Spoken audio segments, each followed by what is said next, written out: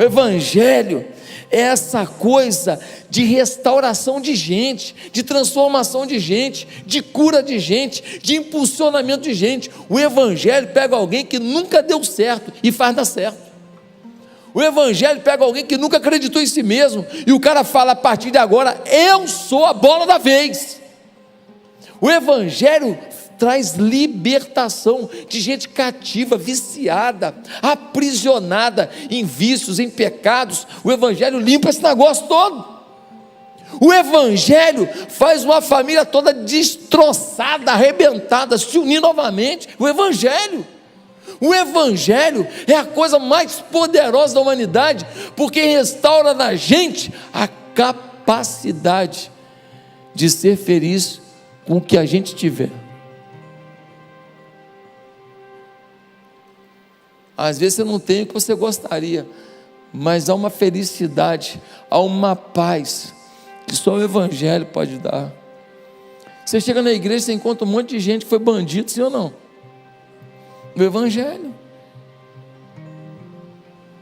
é essa coisa maravilhosa. Por isso eu estou aqui para afirmar que não é inteligente recusar o Evangelho. Ah, pastor, o pessoal fala por aí que o pessoal da igreja, o pessoal bobão, ignorante. Não, gente, deixa eu te falar, desculpa, mas quem não recebe o Evangelho está dando mole, não é inteligente. Não vou chamar ninguém de burro, não é politicamente correto, mas não é inteligente. Pastor, você estava com vontade de chamar de burro? Não, olha só, não julgue meu coração, mas eu estou te provocando para você entender que quando a pessoa fala assim: não quero Jesus, não quero a palavra de Jesus, que é o Evangelho, não é inteligente, não é sábio. Todo mundo que recusa isso está dando mole, está vacilando, está jogando fora a oportunidade da vida. Você tinha que ter uma gratidão absurda de ter se rendido a Jesus, de ter conhecido o Evangelho. Você era para dar festa todo dia, falar: eu tenho o Evangelho, porque o Evangelho é a coisa mais bombástica da vivência humana. Não dá para não se render a Jesus. Esse é o tema de hoje. Não dá, é absurdo, é loucura não se render a Jesus. Aí você fala: mas por que então? Por quê? Ah, você quer saber? Eu quero te falar. Abra em Marcos 16, que você vai ler um texto que resume para a gente por que não dá para não se render a Jesus. Jesus morreu na sexta-feira da paixão, passou o sábado ele na tumba. No domingo de manhã, um grupo de mulheres decide no túmulo de Jesus para ungir o corpo de Jesus. Era um sinal de valorização de Jesus, de homenagem a Jesus. Elas vão lá na feirinha, compram os perfumes, as especiarias, e elas vão até o túmulo pensando: como é que nós vamos abrir a porta do túmulo, porque a pedra é pesada. Mas quando chegaram lá na porta do túmulo, a pedra estava removida. Elas falaram: estranho, alguém abriu o túmulo, e elas entraram. Quando entraram, tomaram o maior susto. Tinha um anjo dentro do túmulo, e o anjo falou: vieram ver Jesus, né? Ele não está aqui, ele ressuscitou. Elas começaram a tremer, assustadas com aquilo. O anjo fala para elas: olha, vai lá e avisa para Pedro e para os outros apóstolos que Jesus foi para Galiléia, para eles irem para lá, que lá eles vão ver Jesus. As mulheres saem dali, e Maria Madalena, uma das mulheres, fala com os discípulos: ó, nós vimos Jesus, ele ressuscitou. Ninguém deu crédito. Mais 2 discípulos que haviam encontrado com Jesus voltam e falam: nós vimos Jesus. Os discípulos não deram crédito. Até que Jesus aparece para eles, e quando Jesus aparece para eles, eles estão comendo. Jesus chama a atenção deles, fala: olha, vocês deram mole aí, não acreditaram. E depois Jesus diz para eles: ei, eu tenho uma expectativa sobre a vida de vocês, que vocês preguem o Evangelho por todo mundo e anunciem que o Evangelho é a bomba atômica do céu para explodir qualquer tristeza e angústia da vivência humana. Que o Evangelho é a bomba atômica do céu para explodir qualquer resistência à sua felicidade. Preguem isso, anunciem isso. Meus amados, Este texto nos mostra por que não dá para não se render a Jesus. Porque não é inteligente não se render a Jesus. Por quê, pastor? Primeiro, não dá para não se render a Jesus, porque o Evangelho não tem preconceito com o nosso passado. Olha que coisa tremenda que aconteceu aqui. No versículo 9, a gente lê algo espantoso. Diz assim: quando Jesus ressuscitou na madrugada do primeiro dia da semana, apareceu primeiramente a Maria Madalena, de quem havia expulsado 7 demônios. Jesus, quando ressuscitou, normalmente a gente pensa, vai aparecer para alguém muito santo, alguém de uma vida muito bonita, um apóstolo, quem sabe alguns apóstolos, quem sabe Pedro, Tiago e João. Ele vai aparecer para aquelas figurinhas carimbadas que estavam com ele sempre, mas não. A primeira pessoa que ele encontra, que ele se revela ressurreto, é uma mulher que tinha uma vida esquisita, tão esquisita que ela tinha 7 demônios, e Jesus havia expulsado 7 demônios dela. Era uma endemoniada, uma mulher endemoniada que foi liberta por Jesus.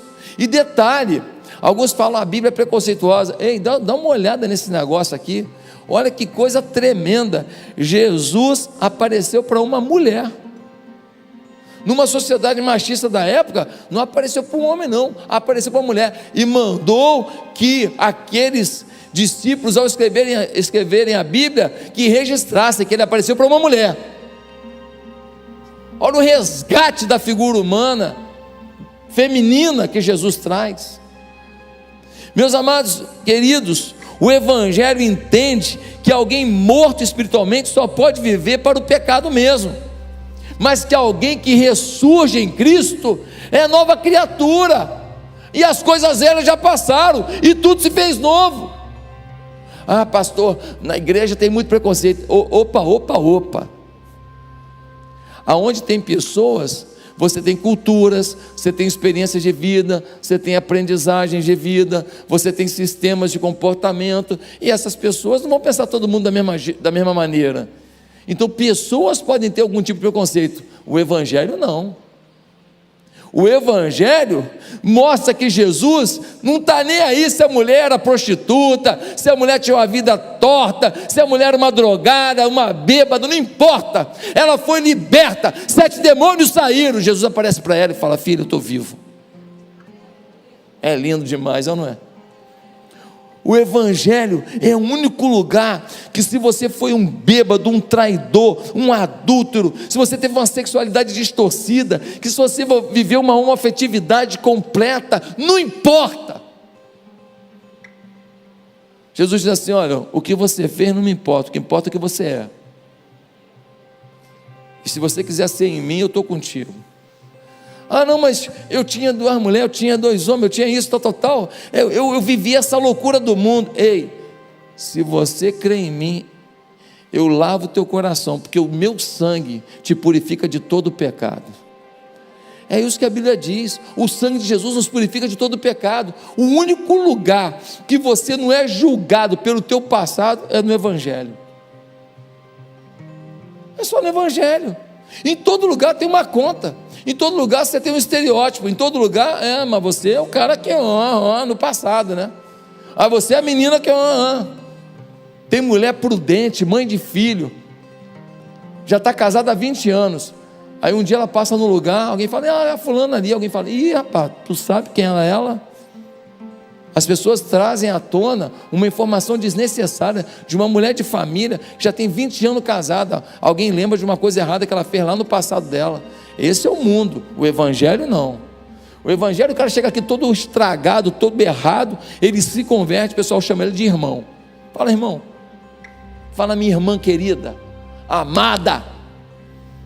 O Evangelho vira para uma pessoa que fez um monte de porcaria na vida, fala assim: vem cá, vai ser pastor ou missionário? O que você vai ser? Pastor, eu era garota de programa, eu era cafetina, é mesmo, e agora? Vai ser líder das mulheres de ouro da igreja aqui, das preciosas da igreja? Você vai ser o que aqui? Porque o Evangelho mudou sua vida, então o que você vai ser agora? Esse é o Evangelho, sim ou não? Esse é o Evangelho. Agora, como que você vai abrir mão do evangelho que faz isso acontecer? Aqui na igreja, sentado aqui, tem ex-adúltero, ex-traidor, ex-bêbado, ex-drogado, um monte de ex, um monte de coisa, que hoje é uma bênção nessa igreja, é um exemplo nessa igreja, é um modelo nessa igreja, abençoa a minha vida, eu aprendo com essas pessoas. Por quê? Porque o Senhor vem no passado e fala assim: arrependeu? Me arrependi. Zera, vamos começar de novo. Ai, Senhor, obrigado porque a gente pode começar de novo. Obrigado porque a gente pode começar de novo. Obrigado porque o perdão do Senhor é completo, e hoje eu e você podemos começar de novo. Mas também não dá para não se render a Jesus. Sabe por quê? Porque é incontestável que o evangelho muda radicalmente os valores da pessoa para melhor. É incontestável. Quando a pessoa recebe o evangelho, recebe Jesus, a vida dela muda, os valores. O que é valor? Valores é o seguinte: os valores são prioridades internas que se expressam consistentemente em ações concretas. Ou seja, os valores são as verdades de dentro da gente. É aquilo que você mostra quando você está desprevenido, quando você não está preparado para passar uma maquiagem. Quem está entendendo? Porque às vezes alguém chega para você e faz uma coisa, você ficou com ódio, está querendo matar, mas você finge que está tudo bem. Você, não, tudo bem. Por dentro você está fuzilando. Como diz o meu filho, Gabriel, você está pistola. Você está pistola, mas você bota uma maquiagem. Mas o seu valor não é aquilo que você representou. O valor da gente é a essência, é a verdade da gente. E quando a pessoa recebe realmente o Senhor Jesus, recebe o evangelho, os valores declarados passam a ser mais reais, porque normalmente nossos valores declarados não são reais, são falsos, são fake news. A gente diz que ama, que gosta, a gente diz que é assim, que é assado, a gente diz que valoriza a Bíblia, o evangelismo, que a gente está preocupado com o pobre, mas no fundo a gente está preocupado com a gente mesmo, com o nosso umbigo. Dá uma olhada só no versículo 1. Versículo 1 diz assim: quando terminou o sábado, Maria Madalena, Salomé e Maria, mãe de Tiago, compraram especiarias aromáticas para ungir o corpo de Jesus. Quem era Maria Madalena? Uma endemoniada. Agora quem é ela? Uma adoradora. Ela mete a mão no bolso, ela compra os perfumes, as especiarias, para quê? Para glorificar Jesus, para exaltar Jesus, para valorizar Jesus, para honrar Jesus. Onde estavam os discípulos? Versículo 10, olha só o que diz o versículo 10, incrível, hein? Olha os discípulos. Ela foi e contou aos que com ele tinham estado, eles estavam lamentando e chorando. Quando Jesus morreu, os discípulos ficaram lamentando e chorando. Essa mulher teve uma atitude, comprou perfume para lá honrar Jesus. E olha o detalhe: quando Jesus morre, a impressão que dá é que ele fracassou. A impressão que dá é que ele não conseguiu, que quem venceu foram os religiosos, que quem venceu foram os soldados. A impressão que dá é que Jesus fracassou, mas essa mulher, ela lembra do que Jesus fez na vida dela, ela lembra dos 7 demônios que ela tinha, ela lembra que ela tinha uma vida torta, triste, amargurada, depressiva, e que Jesus mudou a história dela. Então ela não quer nem saber se alguém acha que ele fracassou. Ela vai lá, pega o dinheiro dela, sofrido, ganha com dificuldade, compra os perfumes para ir lá arrumar um jeito de remover a pedra, para botar perfume no corpo de Jesus e falar: o Senhor morreu, mas a minha honra está aqui. E os discípulos de Jesus, olha o que o evangelho fez, é incontestável, os valores mudaram. Tiago e João, apelido dos caras, filhos do trovão, os nervosinhos, os brigões, os caras que escreveu no leu, o pau quebrou, o pau comeu. É assim a vida deles, filhos do trovão. Aí João vira quem? O apóstolo do amor. Quando você olha lá naquele quadro da Santa Ceia, que é uma ficção, ninguém sabe como foi realmente, Aí tem lá um discípulo com a cabeça no colo de Jesus. Quem é? É João, porque ele era o mais próximo, tão próximo, que lá na cruz, Jesus olhou para Maria e falou: ela sabe que eu sou filho do Pai, mas ela me deu leite. Vai ser difícil para ela entender esse negócio todo. Ele vira para quem? Para os irmãos dele de sangue? Não, Jesus vira para João e fala: João, cuida da Maria, ela vai precisar de muito apoio. O cara do trovão, o cara da briga, agora é o cara da paixão, é o cara do amor. Esse é o Evangelho. O Evangelho muda os valores e para melhor, mudou tudo. Zaqueu, o cara era chefe da cobrança de impostos. O que ele fazia? Tinha que cobrar de você um imposto de tanto, ele botava mais, ele aumentava o valor, e ele botava no bolso dele a diferença, roubava de todo mundo, bandido, safado, odiado. Aí Jesus vai lá conversar com ele, o Evangelho chegou, os valores dele eram: tudo para mim, tudo para mim. Aí Jesus chega, o que ele fala? Metade dos meus bens eu vou doar para os pobres, eu não estou mais preocupado com dinheiro, eu quero o Evangelho. Aí ele fala assim: para quem eu roubei, eu quero restituir 4 vezes mais. Eu não quero só restituir não, eu quero de alguma forma reparar o dano que eu causei. E se eu ficar sem dinheiro nenhum, não tem importância não. O que eu não posso perder é o Evangelho. Coisa maravilhosa, coisa tremenda, gente. Um casal separado, a vida ruim, torta, casal aqui da igreja, difícil a vida dos dois, eles não eram crentes, não queriam saber de igreja. Aí alguém trouxe o marido, eles estavam separados já aqui na igreja, alguém trouxe o marido na igreja. Por um outro caminho, alguém trouxe também a esposa aqui na igreja. A esposa ficou sabendo que o marido, que ela estava separada, estavam em processo de divórcio, estava vindo na igreja, ligou para ele para eles conversarem. Quando ela conversou com ele, ela falou assim: alguma coisa aconteceu. Você tem que ver que casal mais lindo esse casal é hoje. Você tem que ver que coisa fofa.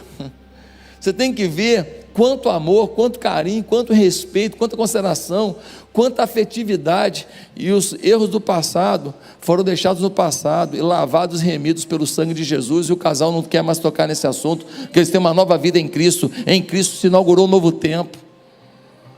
Esse é o Evangelho. Como é que você pode recusar o Evangelho? O Evangelho é para gente burra.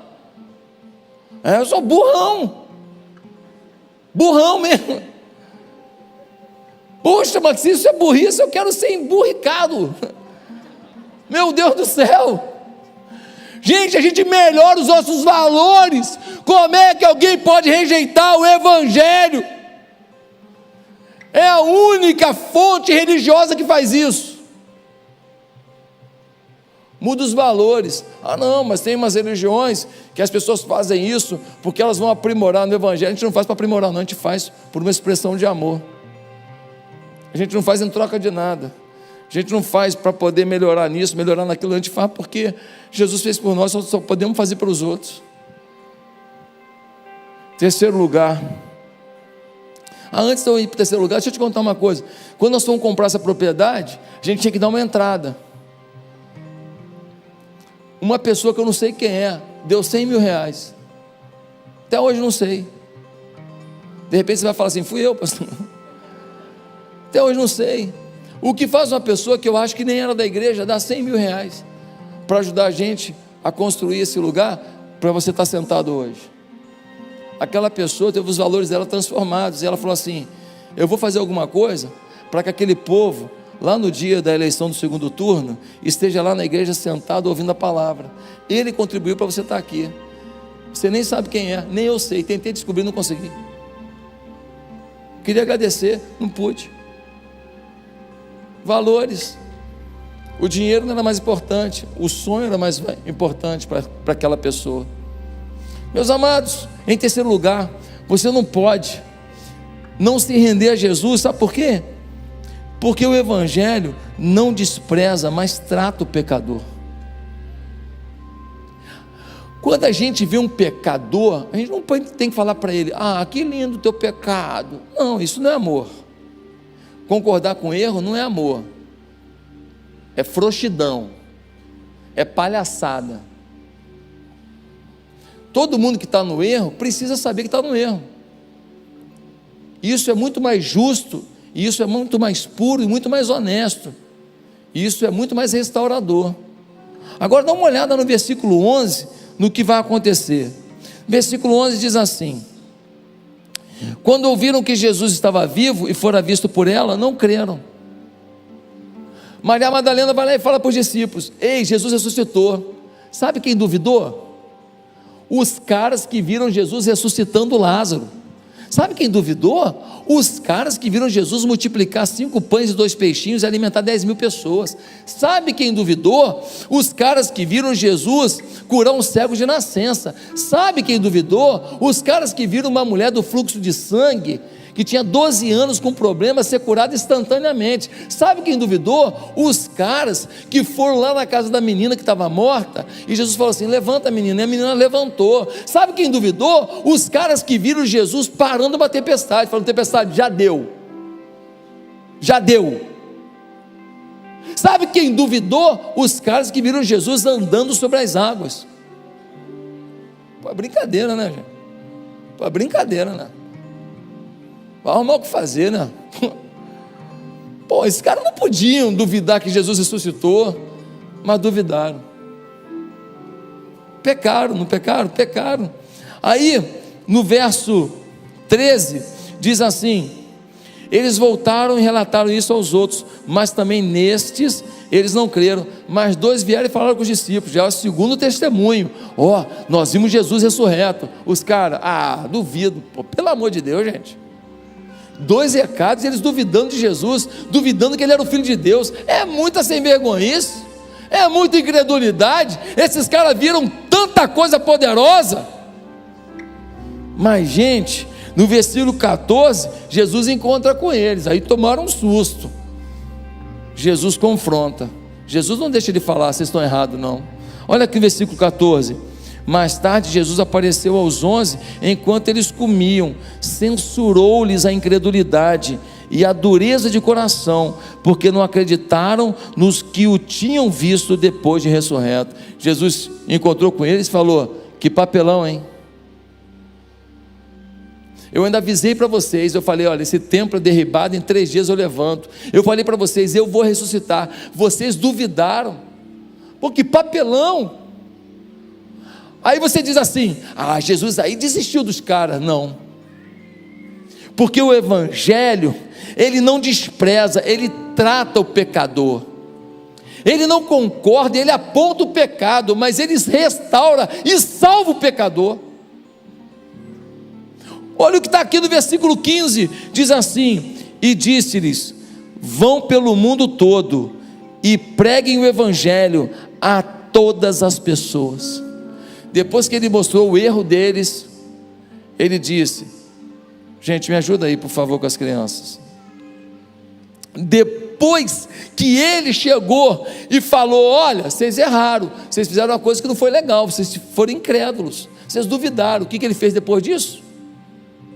Falou: ó, peçam perdão ao Pai e vamos recomeçar. Eu acredito em vocês.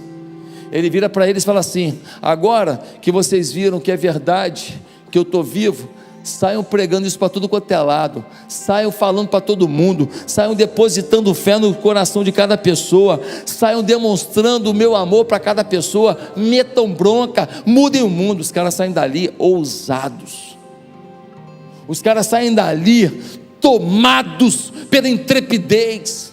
Eles começam a anunciar o Evangelho para tudo quanto é lado, com uma força tal. Lá pelas tantas ele olha para Tiago, perdeu o pescoço, e eles continuam. Lá pelas tantas Pedro é crucificado de cabeça para baixo, e eles continuam. Eles não param, mesmo quando seus amigos soldados morrem na batalha. É incrível como que a gente não pode rejeitar o Evangelho, porque o Evangelho não despreza mesmo a nossa incredulidade, mesmo a nossa pecaminosidade. Ele nos trata e Ele acredita na gente. Que coisa linda! Uma igreja que não fala do pecado não é bíblica.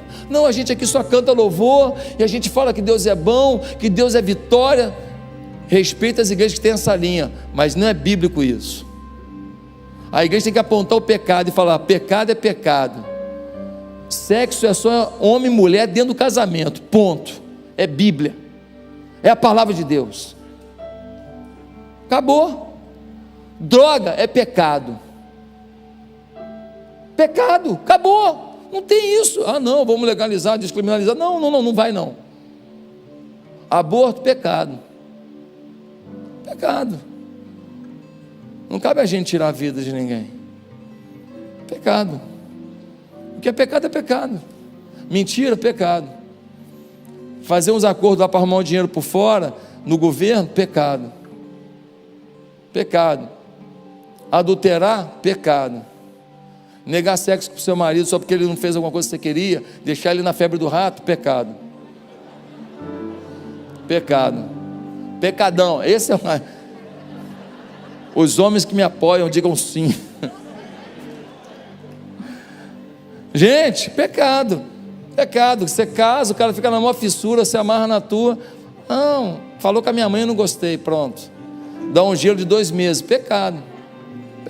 Pecado. Falta de respeito com o desejo que esse homem tem por você. Pecado. Isso não ajuda o teu casamento em porcaria nenhuma. Gostei desse termo, porcaria nenhuma. Pecado. Queridos, em quarto lugar, por que não dá para não se render a Jesus? Por que não dá? Por quê? Porque o Evangelho nos dá a oportunidade de viver um propósito de Deus. Não dá para abrir mão do Evangelho, porque Ele nos dá propósito. Olha o versículo 15, Ele virou para os discípulos e falou: saiam pregando o Evangelho. Gente, a gente ganha sentido na vida, a gente se une a Deus num propósito de Deus, não no propósito nosso, mesquinho, humano, limitado. O que a Bíblia está dizendo? Que Jesus virou para eles e disse: olha, preguem o Evangelho, falem para todo lado que vocês são meus, que vocês são meus servos. Você foi chamado para ser um ministro de Deus, um príncipe de Deus, uma embaixatriz de Deus, um representante de Deus. Nos dá sentido de vida o Evangelho. Pastor, eu pensei que o sentido da minha vida era ser engenheiro, administrador, médico, manicure, pedreiro. Ei, deixa eu te falar. Quando a gente ia lá para a empresa, o engenheiro ia e fazia projeto de engenharia, e fazia obra, e a gente não pregava o Evangelho. Mas o diabo falava. O engenheiro falava para o outro. Eu trabalhei em empresa de engenharia, prestei serviço em empresa de engenharia. Um engenheiro falava para o outro: pô, aquela secretária ali, hein? Pô, eu vou pegar. O diabo falava, mas o crente: não, se eu estou aqui para trabalhar. Ele não falava. Quando a gente ia para o futebol, a gente ia lá e jogava pelada, comia um churrasquinho, batia papo com os amigos, mas a gente não pregava o Evangelho, mas o diabo falava: meu irmão, tem uma mulher aí, não sei o que lá, um lugar maneiro, para uma festinha, pá, vamos lá, e tal, toma mais uma aí, e tal. O diabo falava: bebe mais uma, prova essa aqui também. O diabo falava, a gente calava. Quando você é médico, ia lá para o hospital, chegava lá: aqui a receita, tal, toma esse medicamento 3 vezes ao dia, de 8 a 8 horas, tal. Você só fazia o seu ofício, mas o diabo falava. O diabo falava: cara, o que tem que tu levar uns negócios desse aqui, ó, do hospital para casa? O que tem? O que tem você tirar um benefíciozinho? O que tem você se envolver com uma mulher aqui? Tua mulher não está vendo mesmo, que os olhos não veem, o coração não sente. O que tem? O diabo falava. Quando você ia para a escola, para a faculdade, você ia para lá para a faculdade: não, vou lá para tirar nota boa, fazer minha prova, dar meu testemunho. Você ficava calado, não pregava, mas o diabo falava. O diabo falava que a família não está com nada, que os seus pais são burgueses, que o que importa mesmo é a luta social, que o mundo é todo racista, que todo mundo é contra todo mundo, que os brancos não gostam dos negros, os negros não gostam dos brancos, que a gente aqui nesse país aqui, a gente nem é misturado, que a gente aqui é um bando de classe, um odiando o outro, e eles ficavam ouvindo essas porcarias todas, só aumentou a contenda, não aproximou nada. Ajudou? Ajudou nada. Eles ficaram ouvindo lá que a maconha é maneira pra caramba, maconha é legal, tu vai ficar, maneiro, maconha. Mas quando esses meninos que fumavam maconha lá, depois ia assaltar para poder ter a maconha, e morria, tomava um tiro, alguma coisa, ninguém ia lá no enterro não. Mas a gente não pregava não, mas o diabo falava. Ei, deixa eu te falar uma coisa, o nosso chamado é para pregar onde a gente for. Ser médico, engenheiro, administrador, manicure, pedreiro, pintor, padeiro, isso tudo é o nosso ofício para poder executar o nosso plano maior, falar do amor de Deus. Nós estamos nessas funções para nessas áreas todas representar o Mestre Jesus. E as pessoas estão do nosso lado, esperando uma palavra, esperando uma chance, esperando que a gente olhe para o lado e tenha um pouquinho de amor, mas a gente cala a boca. Querido, e o Senhor fala que se a gente abrir a boca, sabe o que vai acontecer? Versículo 17, diz assim: estes sinais acompanharão os que crerem, em meu nome expulsarão demônios, falarão novas línguas, pegarão em serpentes, e se beberem algum veneno mortal, não lhes fará mal nenhum, imporão as mãos sobre os doentes, e eles ficarão curados. Ele diz, se você decidir pegar a tua profissão, o teu trabalho, a tua condição de dona de casa, o que for, e transformar isso numa agência do reino, se você começar a ser um pregador da palavra, eu boto o meu poder na tua vida. Eu boto o meu poder. Naquela época as pessoas passavam por muitos lugares com serpentes. Ele está falando, pode ir, que eu garanto, se serpente morder, quem morre é a serpente. Quem morre é a serpente. É a garantia do Senhor. Para terminar, não dá para não se render a Jesus. Sabe por quê? Porque Ele nos garante a salvação, a vida eterna. Não dá. Quem crer e for batizado será salvo, mas quem não crer será condenado. O Evangelho faz com que a gente seja salvo, ainda que nessa vida a gente tenha muita luta, muita frustração, muitos problemas, muitas incertezas. O Senhor está dizendo, olha, eu vou cuidar de você nesse mundo, mas eu te garanto uma coisa, eu não vou só cuidar de você na eternidade, eu vou fazer de você um príncipe, uma princesa na eternidade reinando comigo. Lá você não vai sofrer mais nada, lá você não vai viver mais nenhuma dessas dores, lá você não vai ter mais dificuldade nenhuma, lá você não vai ser mais essa pessoa que você olha para o espelho e não gosta do que você vê, lá vai acabar isso, lá você vai ser pleno em mim. Meus queridos, o Evangelho mostra que a fé em Cristo garante a salvação eterna. Como abrir mão disso? Mas tem uma religião que fala que vai ter 40 virgens se morrer pela causa. Mentira, ninguém vai ganhar 40 virgens. Nenhum Deus verdadeiro vai dar orgia para ninguém. Mentira. Não, mas vai reencarnando e vai melhorando, e vai melhorando, e vai reencarnando, e vai melhorando. Mentira, o mundo está só piorando. Mentira. E a população está só aumentando. Onde é que estavam essas almas que estavam paradas aí? Está só aumentando o número de gente. Mentira, não vai reencarnar não.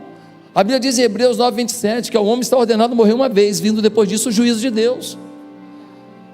É isso que a Bíblia diz. Mas eu acredito na reencarnação. Então você pode acreditar, mas você não tem base nenhuma. A palavra de Deus não diz isso. Não diz isso. Você quer acreditar? Você tem que ter mais fé do que eu, porque eu estou acreditando na palavra de Deus, do Evangelho que muda a vida das pessoas. Por isso que eu creio no Evangelho, ele mudou a minha vida. Você quer cair em fábula?